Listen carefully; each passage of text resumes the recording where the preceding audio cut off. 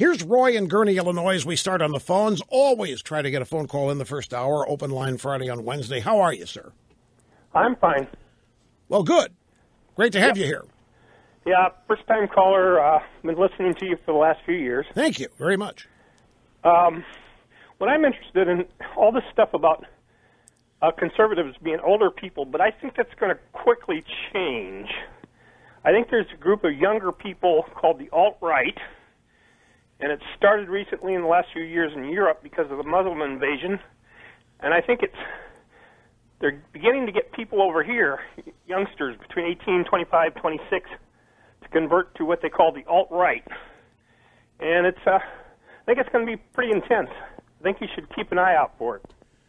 Yeah, that's a good thought. The alt-right, like in alternative right?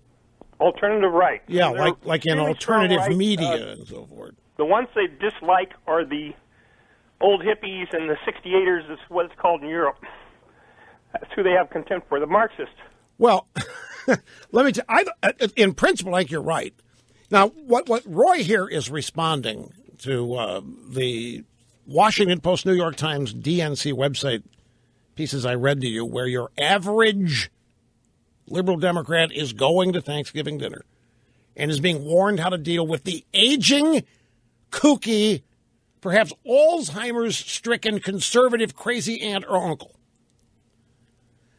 And he is assuming that it's a pretty good assumption. He's making the assumption that the libs think that conservatives are all a bunch of old farts that have lost their minds or on the verge of losing their minds, and they have to be dealt with. He's right. In fact, we don't have to wait for this alt, whatever it is in Europe. There is a thriving, youthful, conservative emergence happening in this country. It may be borrowing from what's going on in Europe.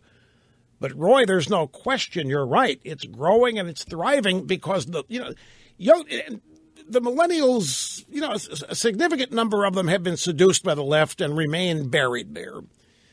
But there are a lot of people that don't want to be part of that movement. It's nothing but depression. It's nothing but doom and gloom. There's no future. America's best days are behind us. There are a lot of young people that don't want to live their lives or start out their adult lives with that kind of attitude. It's not going to get anybody anywhere.